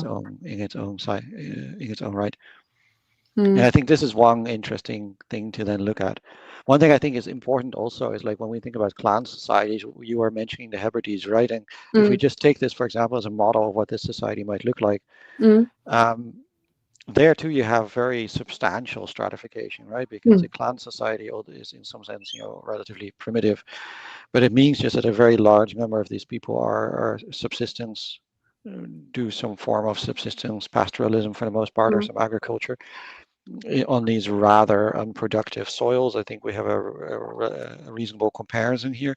Mm. And they themselves are then, they essentially do have a sort of not quite feudal, but they do have like essentially lords who um, exact tribute over them, and so a share of their production goes to these lords, and who they receive land essentially that they have in tenancy within the clan territory, and they then Mm. have to pay rent, often in kind, even still in those cases, could also be monetary. But I think in our particular setting, I imagine there's going to be more in kind payment. And they then have to also do the military service for the Lord. This is an important part of the obligation that they owe, right? Yeah. This is very often in stratified societies. One of the first things that you want is to have a bunch of dudes who will, or whoever it is in this case, a bunch Mm. of people who will fight for you. Mm. And then because this also allows this kind of cyclical thing where, because you have a bunch of people who fight for you, you can use them to retain your power also domestically. Yeah. And a structure like this is also something you see, as far as I'm aware, in most of these Polynesian societies, where there are various kind of Polynesian kingdoms and empires with rather small, sort of petty kingships, you might say, but definitely with like strong degrees of stratification, people who nobility who exacts a surplus, and who also have their own kind of armed force that they can call upon, um, which are people who owe military service in exchange for getting to do what they do, and who can then be used either to maintain power locally, or also be sent on expeditions to other places to conquer and gather, resources. And um, of course, an island kind of situation, just like with clan raids, you get a very raid Mm-hmm. incentivized kind of way of interacting, right? Because it's also Yep. like this, especially with dragons and stuff, it invites swooping in, grabbing stuff, and running off, Yep. right? I think that's very much a model that you would expect to see. Mm-hmm. So I have to say that I expect that like slavery would, or at least unfree labor of some kind, would also probably play a considerable role, because you cannot just seize goods, but you can also seize people. Yeah. And especially when you have low population densities, every person you can get, every bit of labor that is there makes such a huge difference to the Yeah. output, just quantitatively, Yeah. that And I it's think that hard for would them to run away from you if also, once this you even more capture them. so, right? Exactly, like Yeah. it's already hard in island situations, but it's Mm. even more hard when you can literally not go anywhere except with the dragon. So you can fairly well maintain people in a particular place, and that invites things like serfdom and slavery. I think Mm. that's maybe not quite what you were going. I don't know if that is what you were going for, but like just purely thinking sort of in Mm. terms of political economy, that's something that immediately comes to mind. That you Yeah. would probably have a fair amount of this. And many of Yeah. these societies, even rather low, quote unquote, low tech societies, had very substantial amounts of slavery, right? When I think about the societies of like the native societies of the Pacific Northwest, Mm. cool as they are and were, Um, from what I remember, something like 30% or something of the population were probably on free labor because they would Mm, constantly do raids on each other, right. right? And it would And have other benefits too, like helping with the gene pool and stuff like exactly, that. of course, And right? And exactly with this kind of right. situation where you definitely reproduce also with them, and it creates also in a wry sort of way, but it does create a certain degree of contact and kind of interaction with other societies, right? Yeah. And these kind of rivalries are often, historically speaking, also the difference between trade and conquest is not, or at least war, let's say, is not Mm, always so exact, right? yeah. Like Yep. even the conquistadors, when they show up, are sort of doing both in a way, right? I mean, they're sent to do trade and they show up, and what they do is plunder and conquer. But like, what's the difference between trade and plundering? It's just the terms of trade, right? Yeah. Exactly, right? If you Yeah. look at it cynically, what's the difference? It's just a trade that's very favorable to you. Mm, yeah.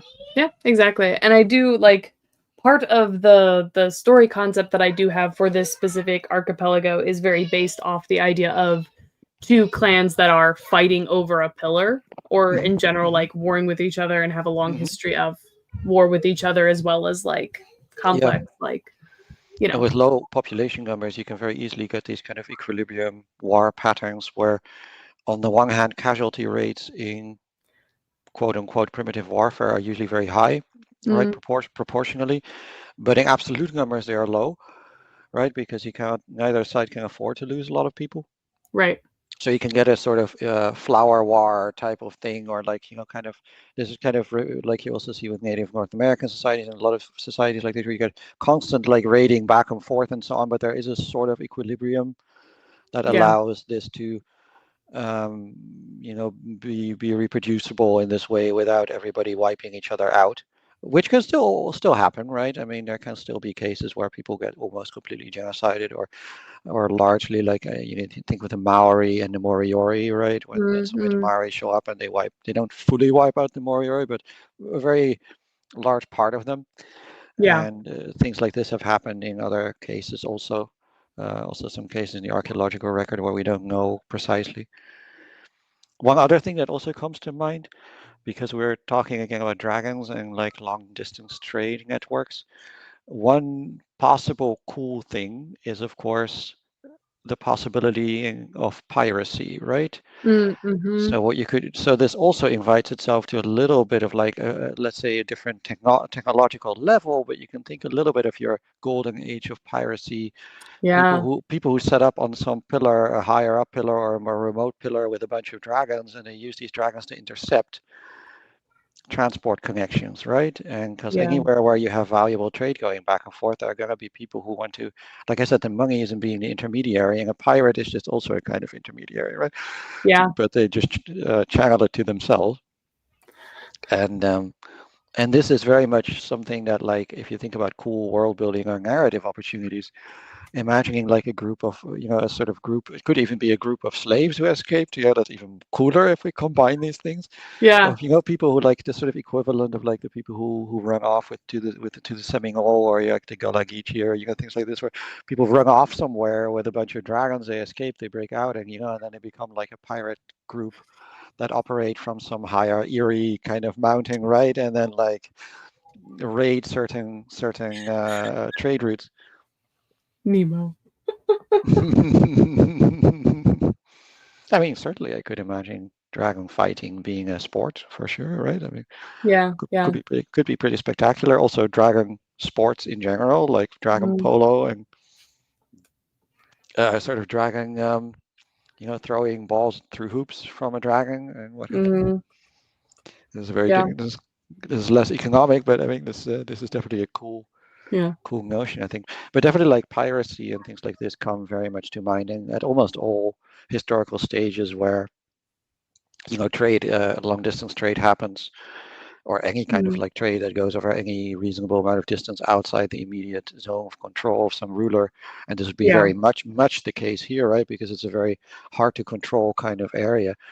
I would think piracy and sort of like raiding of that kind would be very predominant also. Mm, yeah. And what Bavalia points out too, something that I've started looking into that we've talked about a bit is trying to introduce hot air balloons, which I need to Hmm. do. I have friends that actually they do hot air ballooning, like Ooh, cool. they travel around the world and like all those like hot air balloon rallies, like they are Oh, frequently wow. Okay. have balloons I there. have been in a couple because it's quite popular for whatever reason in the Netherlands, hot air balloons, and you can book these hot air balloon rides and Mhm. stuff.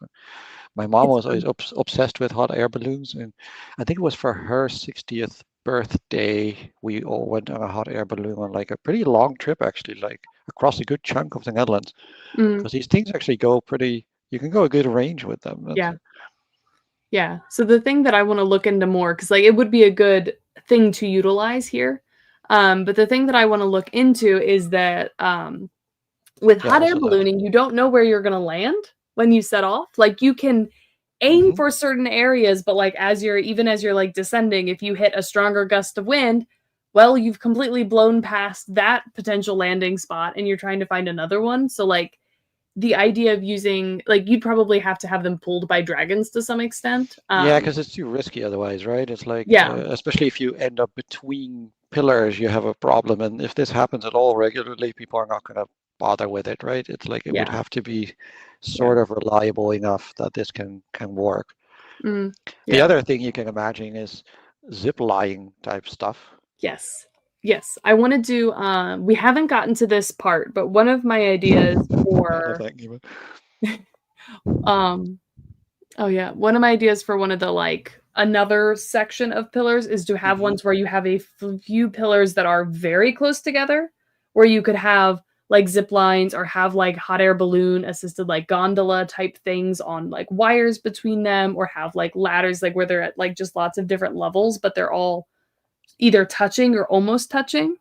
Yeah, and given that you have these mountainous terrains, like various kind of innovations to get things up and down mountains, like your little rope with your basket kind of setups and like Yeah. elaborations of this, like I mean, just for the cool factor, I think is very worthwhile, right? Like a sort Mm, of Swiss style setup where you have all of these like little funiculars and whatnot, of course, but like sort of low tech versions of this that I mm, think I think would be pretty neat.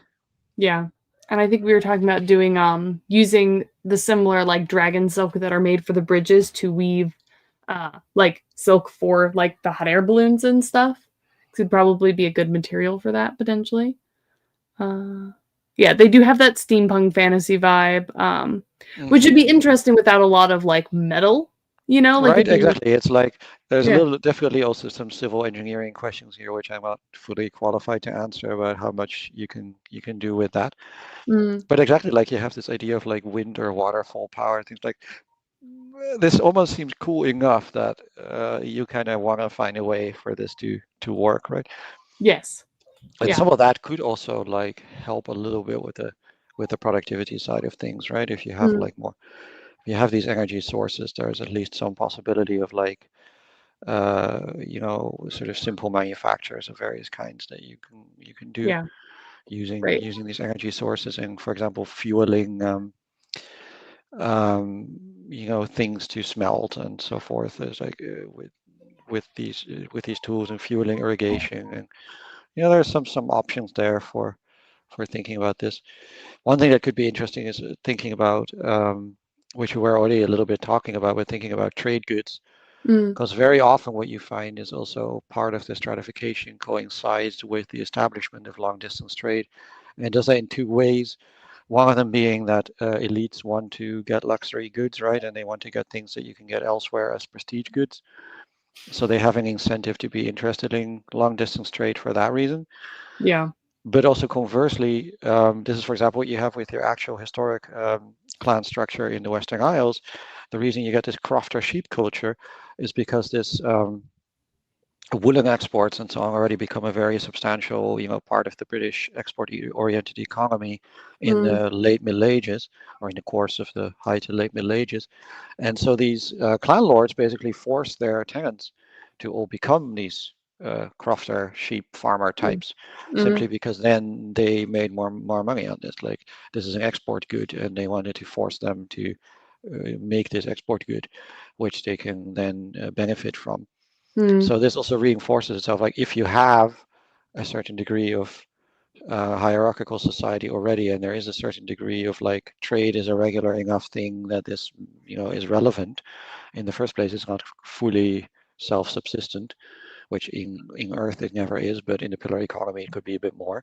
But in the Yeah. cases where it's not, then export crop agriculture of whatever kind, or also resource gathering becomes quite interesting. And Yeah. this also produces degrees of specialization, which often invite stratification, right? Because Mm. when you can trade these valuable goods, somebody wants to control also this export of valuable goods. That's the other side of things where people will try and like, again, slavery is one very real possibility for this, but also through like tenant farming and like other forms of like exploitation and relative unfreedom, which allow you to like force people into a pattern where they become primarily producers. Besides maintaining themselves, they then additionally, as their surplus, produce some kind of export product Mm. that then gets traded. Yeah.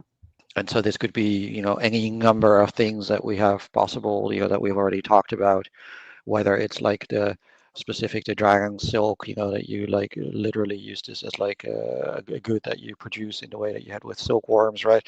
Something Mm. along these lines, or whether it is like, the peppers and the chocolate are sort of like other kind of interesting literal crops, or whether it is indeed like, the metallic minerals, the I guess that's double the minerals, and or like things like jade and gold, and Mm. other things of this nature. There's a lot of different possibilities there, but I Yeah. could very easily see also certain specific places developing further social stratification and role definitions, classes essentially, um, based on these things.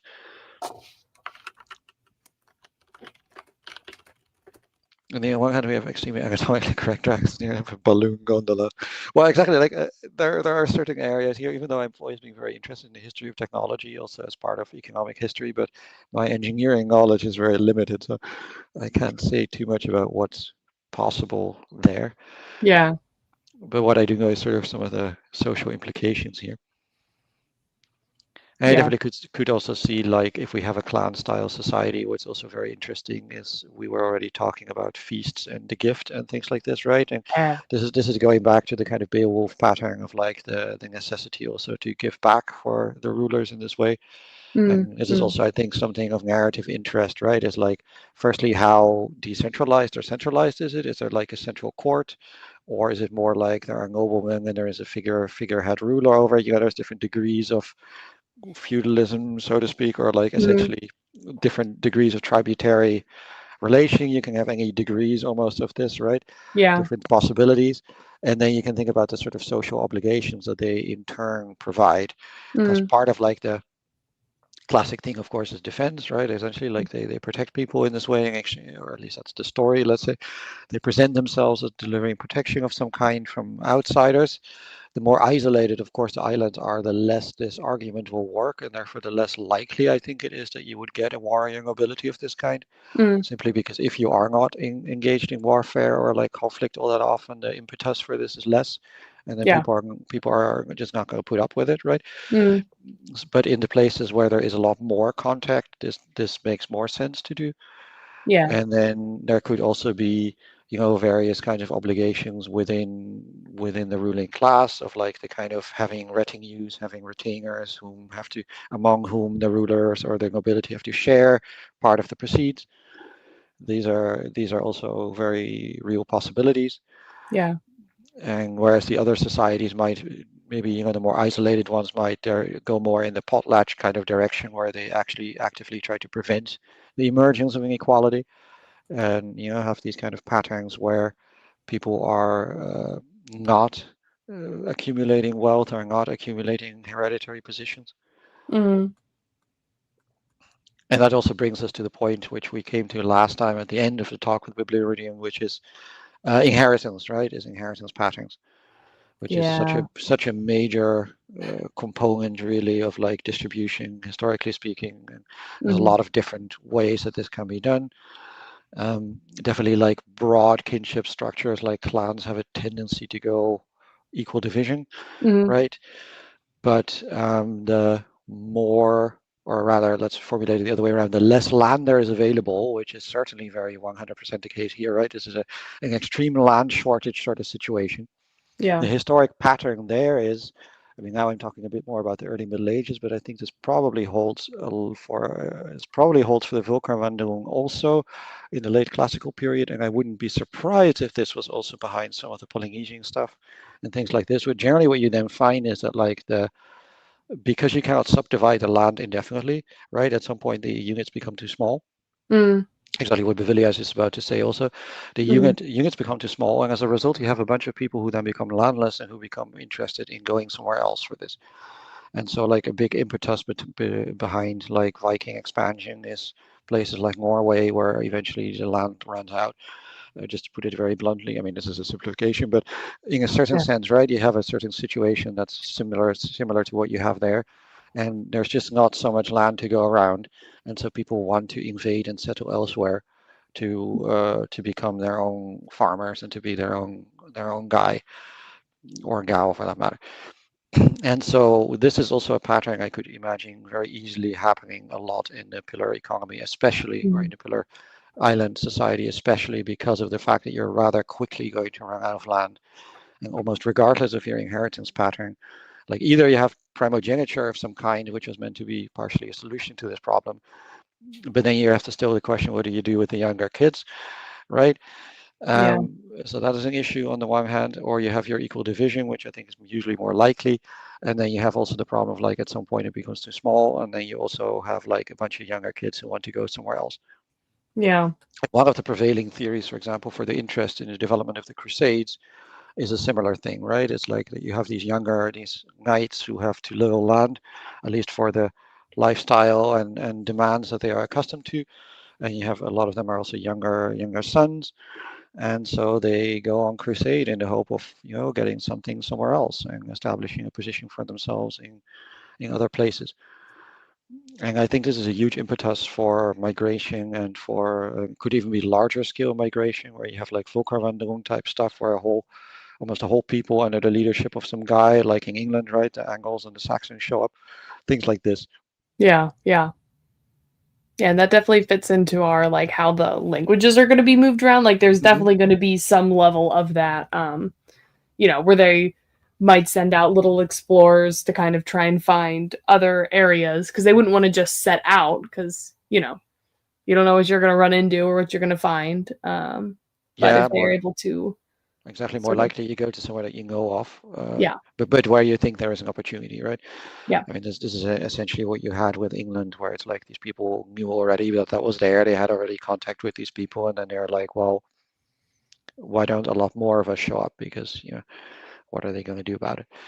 And yeah, um, and this, I think, is definitely also a pattern I would expect to see a lot in the pillar world. So you get these migration patterns, maybe even also like push chain migration, right? Like they push one group off their pillar and they show up somewhere else, and mm, they sort of go around. There's a lot of opportunity there for conflict and exchange, and also for linguistic and cultural interesting stuff to happen, right? As people yeah, move around. yeah. Yeah, exactly. Bavaria. The thought behind how some of the outlying areas would get populated in the really small pillar map, previously marginal areas getting developed due to overpopulation elsewhere, as they slowly expand out and build more of the little silk bridges and have to, yeah, for that one too. But yeah, I mean, I imagine, yeah, you'd see that between some of the like larger areas too, which within a clustered region where they might sort of be able to communicate with each other, Hmm. like that level of distance, I could see them sort of migrating around within those larger areas too. Yeah, and it's interesting because, like, in the historic migration pattern, on the one hand, you find that once humans started really spreading properly, I think it's the second out of Africa wave, right, that we really start going everywhere. Mm, They settle like almost everything, within a reasonable amount of time, tens mm, of thousands of years, but so within a reasonable amount of time. Here we only have, I think, what was it, 10,000 years, right? yeah, You were thinking of. So we have like, there's definitely some opportunity there for stuff to not be fully reached. But of right. course, we also have like historic era, or for us, historic era migration to areas that were just never settled or explored because they are just far enough away, right? But a Mhm. little like your Madagascars and your Icelands and this kind of stuff. Exactly, Yeah. except Madagascar. I was just coming to that point, like Iceland and other these kind of places, why this happens much more recently, but usually that's induced by technological changes also, right? I mean, it's partially there's the push factor of migration, but there's also the navigational technology to actually get there. Right. And here, of course, we have then the question, which is much more, I think, for you to answer, like, does the dragon technology change over time, right? Do people develop ways of getting further with the dragons? Because if the real Mm. hard limit is how far the dragon can go, then at some point you reach that hard limit and you just can't get any further. Yeah. So I mean, that's part of my thought um was that obviously they'd have to, once they arrive, they'd have to domesticate the dragons, and domesticating a flying species, especially a large enough flying species that they could ride, would be pretty difficult. And it would have to happen all over the place, in order for, any one of these groups that would migrate would basically have to have some level of this migration, or maybe they could do like some sort of small scale, like parasailing or something between pillars. But like it would take a while, I imagine, for them to get to the point that they have like cross pillar travel. Mm, And then at that yeah, point they would be very limited still, and like the dragons aren't going to be able, like they aren't going to be of a size where they could probably naturally take a ton of extra weight, so they'd probably have to again, help like uh domesticate them towards being able to carry like slightly larger weights, or being able to pull things and like build up those technologies around that. And I think I'd imagine there being a time period of more travel, and then either maybe there's some sort of shift or change where we kind of drop down from that. So either maybe like the longer distance dragons went extinct for some reason, or got smaller for some reason, or something happened, and then now they are like kind of building that back up and have like uh larger ranges again. But there definitely be like, fluxes, and also like if a population dies out, then, you know. there's space for others. Yeah, yeah, yeah. Exactly. I Mhm. mean, one big thing that you could then consider is, of course, when you think about the Columbian exchange, is the exchange of disease, right?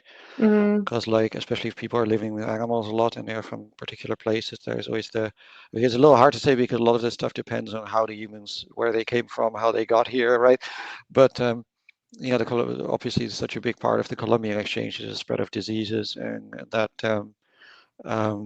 people were not used to, Mhm. and the enormous impact that it had on these populations. And if Yeah. people are, if you have long periods of thousands of years of relative isolation, and then they come into contact with each other, you could imagine things of this kind Yeah. happening quite easily. So A lot of you could have, that bringing crops or animals like could have large could wipe out, especially like with like, and I think we talked about this a little bit, Bib and I, but like hmm the ecosystems on these pillars is going to be pretty fragile. hmm So like you bring your, Barbados alpacas or whatever, and you could just wipe everything out, or like. yeah, very easily, or even just like tiny things that you don't know you're bringing, right? Like the rats Mm, that historically, of course, ruined yeah, so much stuff on islands, or like even smaller stuff like fleas of a particular kind or what have you. And there's a lot of possibility for problems of that kind. Another yeah. major factor, of course, in historic migration, also of long distance trade, is of course the as well as I do, is the trade winds. And Mm, of course, now here we have a pillar system. So on the one hand, we're not sailing. On the other hand, I could imagine the wind directions and things like this being even more of a mm, factor, right? I don't know enough about physics to say like how much of a difference does it make if you're a kilometer up and how does that work exactly, right? yeah, This is more a question than a suggestion, but yeah. it's I something think that our comes very much to mind. calculations. Yeah, I think our calculations were kind of in the round of like the winds would probably be more intense, depending, but also because the general like global wind patterns aren't necessarily going to be influenced by large land masses, like they are, Mm, on Earth. mm, You'd mm, probably see a lot more consistent wind patterns. So mm, they'd be a lot more probably reliable. Um, throughout the year. Like you'd still have like the Coriolis effect and stuff like that, but it would probably be a lot more consistent. And we're not talking like, unless I come up with something at some point where I want some of the pillars to have like stabilizing magical domes naturally as part of the same magic that maintains the pillars. Mm-hmm. They're kind of limited to about, I think, 4 kilometers is what we came out to before it would just be too cold to have any significant population up there. Because like you can, it's not like they can fish much, like at the point where everything's frozen and there's no Yeah. water, and like it would be hard to maintain populations above that height. So they're not that tall. Like 4 kilometers is still relatively tall, but it's not like, going to be crazy. Like we have civilizations that are that high up, Yeah, we're thinking sort of like Andean and Tibetan plateau stuff and so on, right? I mean, there's Mm, possibilities at that level, but probably not much further up than that. yeah. I would think, yeah. Let's see, are there any major things here? This is all not so relevant. This is more about the historical stuff. Yeah, we have already talked about some of these kinds of things. If the places was rather chilly. Mm-hmm. Yes, I imagine so. I don't think I've ever been that far up. I've been to the Alps. Mm. It's What probably is about as far up as I've been. Trying to think. My problem is Or, like I know everything in miles. We've been doing all this math in kilometers for this, so it's yeah, I like I only have to know remember. kilometers. Yeah, it's hard. Yeah, I think the highest up that I've gone is 11 miles. No, no, no, no, no, no. 11,000 feet. There we go. Okay. Yeah, Yes. I was thinking that's fairly impressive anyway, unless you. No. No, when I was out in Colorado, I hiked a Mhm. glacier. Yeah, no, not Okay. 11 miles. Sorry, 11,000 feet. I get confused because we're using like, I think I kept Let me look. writing like, because I kept confusing like feet with kilometers during part of our math. So I'd be like, ah, yes, and 4,000 kilometers. And people would be like, no, you're ruining all the math. Okay, that's like 3.5 kilometers up or so. Yeah, okay. Okay, Okay. that's a good mountain range Yeah. actually. Yeah, that's Yeah. So it's like the 14ers, like out in Colorado, all those a lot of the tall peaks out there are around like 14,000 feet or some of the taller ones. I've been to 13,000 feet, which it was definitely hard to breathe up there. But also like we drove up there. So mhm. like, you know, it's not like we had an easy thing, but it's definitely up above the tree line. But I hiked at 11,000 feet, and that was pretty cool, which is Whoa, sort yeah. of part of my idea, part of the inspirational Yeah, experience for yeah. me Yeah, is a yeah. little. Yeah, I've done some hiking again in the Alps, which is pretty cool, but it wasn't so far up that it was like, they're a pretty old mountain range, right? And it's like mostly Yeah, was on the lower end of it as well. I've yeah. been up some mountains in Hokkaido as well, Mm, but those two are, very old and not so high. yeah. Yeah. Yeah. I'm the fun type of ADHD where like going for a run really boring, going for like a normal hike through the woods really boring, but like with zero training, maybe I should try to hike a 14er on with like 1 day's prep in Colorado. Like I'm the type of person that thinks that sounds fun even though it's a horrible idea. Yeah, it So I did reminds a me of lot of this. research on them and I was like, "Oh, what if it's all this?" Reminds me of like this chess streamer I follow sometimes because it's also one of my hobbies is playing chess. Mm, And there's a guy called Simon Williams who is this very funny red-headed bloke. He's a very sort of blokey Brit, and he's a grandmaster. And he goes to these various tournaments, and he went to one tournament in Iceland, and then he mm, found out about the little island, one of the little islands that's off Iceland, and so he immediately was like, because he's similar, right? So his immediate instinct was, yeah, I'm just going. Next time I go, I'm just going to swim back and forth. I will just do some training, and why don't I just swim out there and then go back? And that will be cool. And it was just yeah. like everybody trying to talk him out of this like disastrous idea that will 100% kill him. He Yeah, was like, yeah, how hard can it be, really? It's like, it's such a struggle. Like there's all those vlogs of like the like super ultra marathons like mhm. through the Mongolian steppe and stuff like that. And I'm like, that gets me excited. I But mean, like it going is for a it is very run will cool, never happen. I mean, I do really Oh, like hiking, but I've only really done a lot of hiking in Europe, mm, right, and under European conditions. So it's like mm, relatively civilized as far as that goes. yeah, I do very often go hiking in the woods. I mean, if it weren't for me doing this festival thing, that's probably what I would have been doing today because fair. it's very warm and pleasant in Berlin right now. Mm, yeah, yeah, fair. I would not have been outside because it's too hot here. Yeah, Can't here do it. it's like about 21 Celsius or so, so it's like actually very pleasant for walking. Mm, And I want to okay. get a lot of this in before it really gets rainy and garbage because I my attitude to rain is that of a particularly irritable cat. I really dislike cold water and Mm, always all my life have hated cold water of any kind. Like fair. whenever I go to the sauna, which I love, I refuse to do the cold water bit. I just will not Mm. do it. It's like I will go in the hot bit, but I will not go in the cold bit. No ice baths for you. No ice baths for me. No, no, no. Even though I think it was a Dutch guy who came up with this stupid ice bath thing, like and the supposed benefits of this, but I'm not convinced. Fair.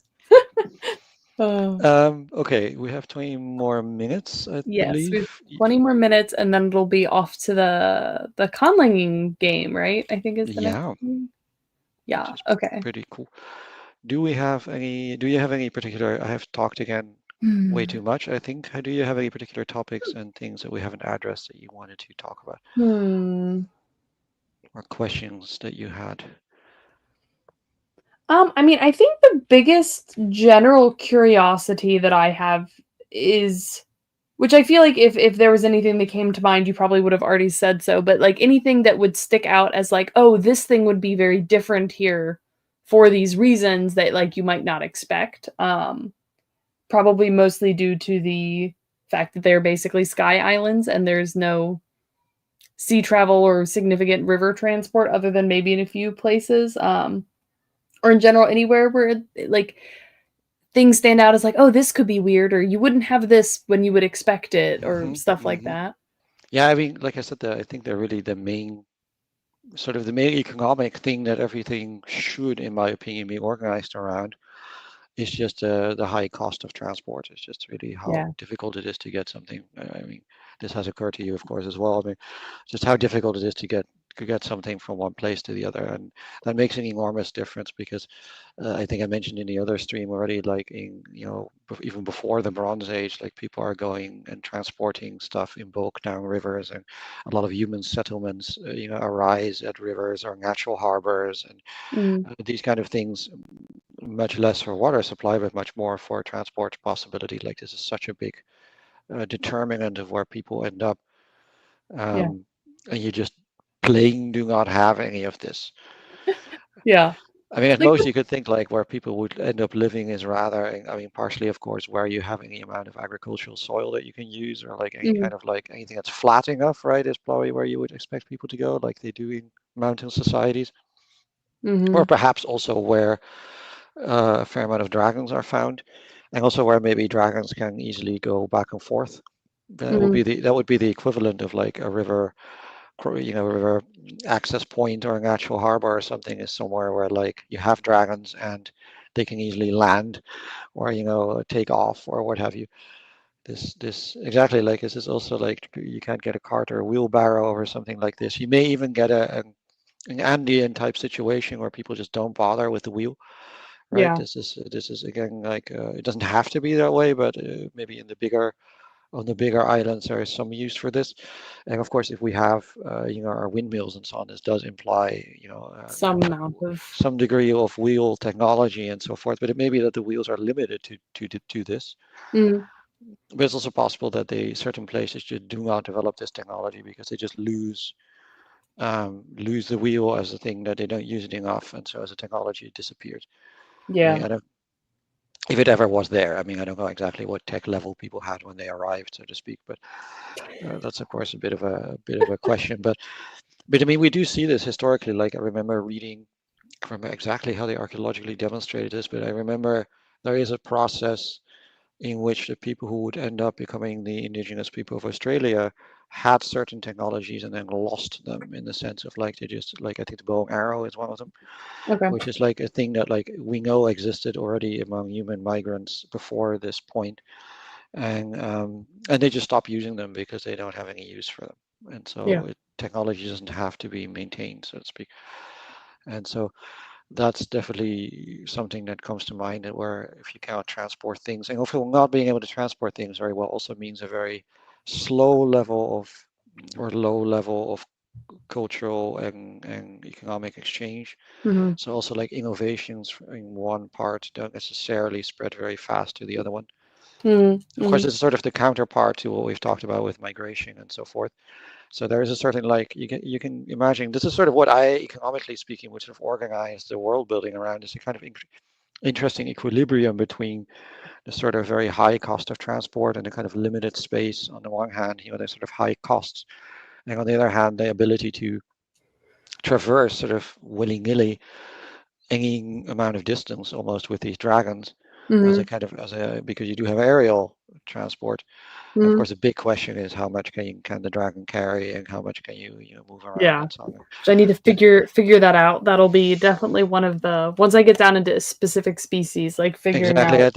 I think having some ballpark, calculations or ideas of like how much can you transport, how far, and so on, it would give you some notion of like what is reasonable for a trade route, what is reasonable for relative prices, and so on. I think for the Mhm. internal structure and consistency of the world, it's very useful to get Yeah. to a get to a point where you can at Mhm. least put ballpark numbers on this. Yeah. Yeah, ballpark numbers. I mean, and like figuring out should be pretty easy to figure out reasonably how much weight you could put on a hot air balloon of, various sizes. That because at the point that it's lifted, it wouldn't be that hard to pull it around, but Yeah, yeah, exactly. I mean, and again, there's some civil engineering aspects to this, that I don't necessarily know about, but which I think would be very useful for you to find out in yeah. order to be able to address this. Mhm. World Building Festival 2. Someone finds me a civil engineer. Yeah, Go actually, it color would world. be handy for this kind of thing, like someone who knows about like building machines, or I mean, there's of Mhm. course all sorts of. I used to also know more about like a lot of this historical technology stuff, but it's just being a little bit too long ago. But you can definitely look at like take inspiration from existing models of historical societies that had all sorts of technologies and what we know about. Yes. I need to go through. I got this book, which I keep forgetting to re-go through. But it's called The Ultimate Guide to Building Civilization. Ooh, cool. And it goes back through like a lot of various like here's a Oh, guide I on think how I've heard of to. this. Yeah, yeah, yeah, yeah. Yeah, I just with all the diagrams and stuff like this. Yeah, yeah, yeah. yeah. Like how to invent the microscope, how to Hmm. invent paddle wheel boats. Like I need to go through this as like a good starting point for some of these technologies. Absolutely. I'm And sure they also have a like, bunch of stuff. yeah, yeah, yeah. Also like, I mean, there's a lot of interesting, like in my academic field, there's just a lot of interesting stuff about the intersection between economic history and like history of technology, especially with agricultural technology, with navigation technology. Obviously we don't have as much use for ship um, technology, which is something I normally always recommend people to obsess about if you want realistic world building, is care a lot about what your ships look like. Yeah. We don't have that so much here, but there No. are definitely like things of this nature where economic historians and archaeologists have studied these things extensively and look at this. One other thing which is a bit more, there's like certain cultural things that came to mind. Mm, Um, I was just sort of thinking about how it works. We were talking about inheritance, and that just suddenly brought this to mind, is how it works yeah. with burial. Yeah. Because obviously things like sky burials are very inviting when you have, Yeah. Do you just like or chuck them? They go. You send exactly, or do them you sort just of like fling them over Viking-esque over a waterfall.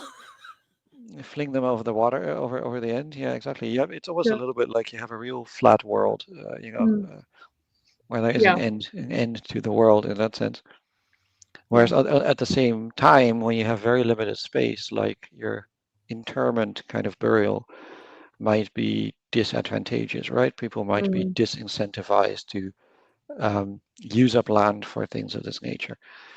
And I could similarly expect when we have talked about architecture and things like this, that you would have a lot of stuff that builds upwards.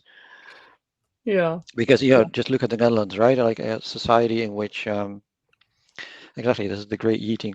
Hmm. Where you have societies where like, the land, the soil is kind of like soggy and crap, and also there's a limited amount of space for it. Mm. You will have a lot of like tendency to like build on stilts and build to some extent upwards. And Yeah. I could imagine quite a bit of sort of like, this kind of zigzag building, if you see what I mean, right? This kind of terrace building style almost. Yeah. Yeah. Which I need to, You got that's another thing that ties into needing to look up the like civil engineering combined with the like how strong would the winds be up here?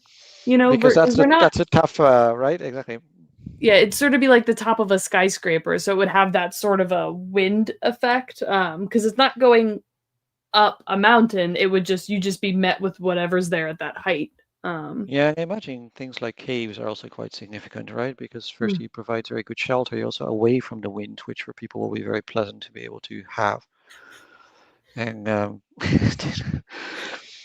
I could also imagine like people for that reason like digging holes in the sides, right? I mean, mm, I can even imagine sort of Pueblo type structure, or things where like people live in partially in mm, things like are partially on the cliffs, or like partially into the cliffs. This kind of like yeah, eagle people kind of like stuff, right? I mean, this is also just cool, yeah, but yeah. like, There's a this is lot also of directions that like to go with it, and like with the way transport, like you could have a lot of very varied cultures very close together. that are like, substantially different from each other. Mm, mm, Yeah, exactly. mm. Like, there's the question of like, how does the pillar strengthening magic work, and like, to what extent is there enough water to like, like erode out certain things? And so, I mean, this is for you to hand wave as you do Yeah. as you wish. But these are also things that come to mind where like the architectural style will probably be a little different.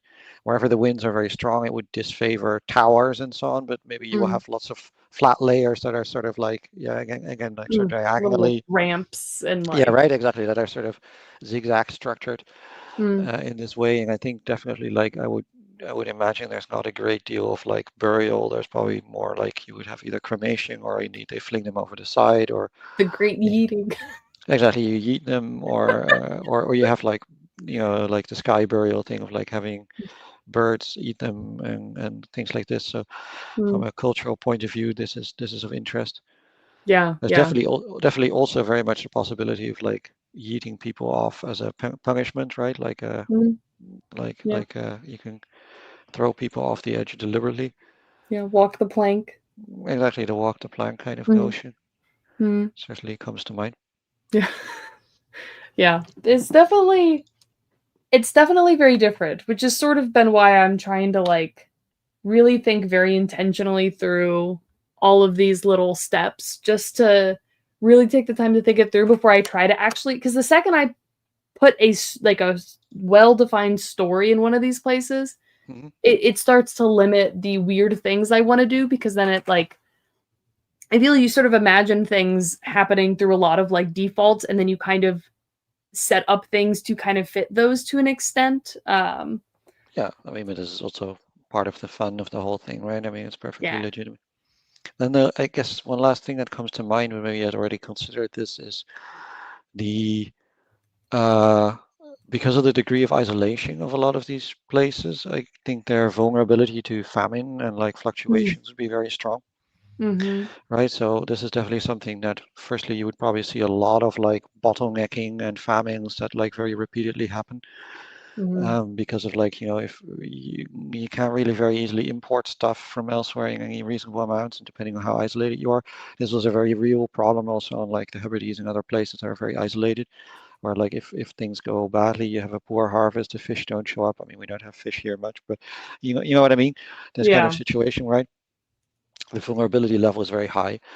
This mm, also very much encourages the development of technologies for storage and preservation, and like mm, probably also people trying to like You can think of any number of technological ways they can do this, exactly with the freeze drying or with like building big storage places or like using digging holes in the mountains to use as storage spaces. Mm. But it would very much like encourage the creation of reserves. Yeah. And of course, the creation of reserves in its own right and the management of reserves and the distribution from reserves is a beautiful opportunity for different kinds of stratification and for people to take charge of that and to use this as a lever for control. Mm. Mm-hmm. So this, I think, is also something that you could incorporate. Also, I want to tell people that like I look very spooky at this point now. It's just I realized a little bit late. I'm now back in my actual new apartment, and I realized a little bit late that I don't actually have a light in this room, at least not Mm. a proper overhead light. And when we started, it was still daylight here in Berlin, but by now it is getting pretty dark, and I only have this like little IKEA lamp on the table. So that's why I'm looking a little bit spooky now. I don't know I how like well this will look visually, but it's ominous, dramatically ominous. as long as the audio is good, it's Mm-hmm. probably fine. Yeah. A balloon pyres is an interesting concept.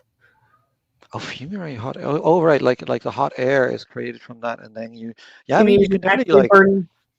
and I could also think in terms of communication, depending a bit on like if the pillars are within sight of each other, Mm-hmm. then things like smoke signals and like Yeah. kite signals, Signaling. right? Like again, the kind of shipping equivalent with flags and things like this that you go on the top of the high point and you like do signaling to like other Mm. things is probably one of the more efficient forms of communication, Yeah. like a semaphore system or things of this nature.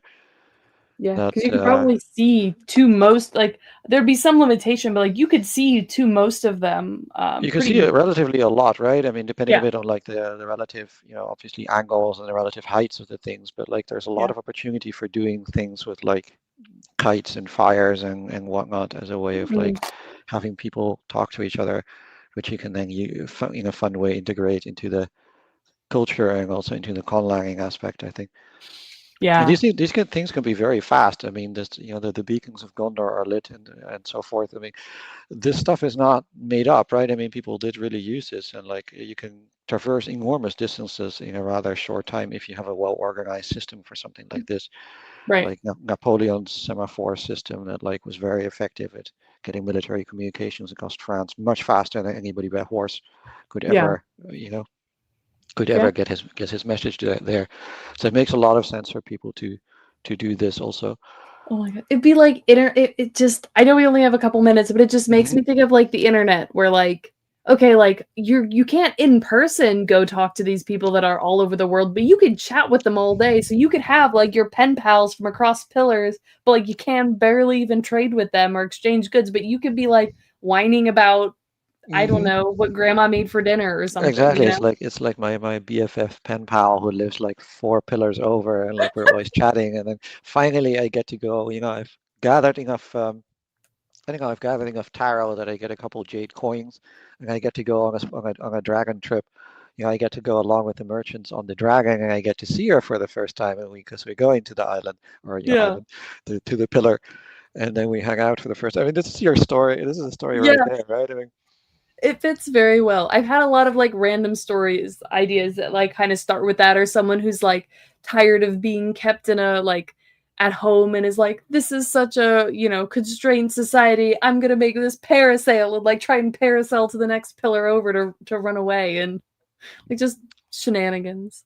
yeah, yeah, of course. I mean, this is Earthsea with its like archipelago world, right? Is I think in terms of fantasy writing about this kind of setup could be a really nice example of Yeah. what she does there. I mean, this is of course actual archipelago, but what she does there with this idea of all these little societies that are all on like little islands and stuff of this nature, tracking air traffic control. Yeah, I mean, and again, also like organizing communications and so on. This again, it doesn't have to imply stratification, but it certainly can, and Mhm. Mhm. Mhm. could also even create like international, quote unquote norms, right, Mm.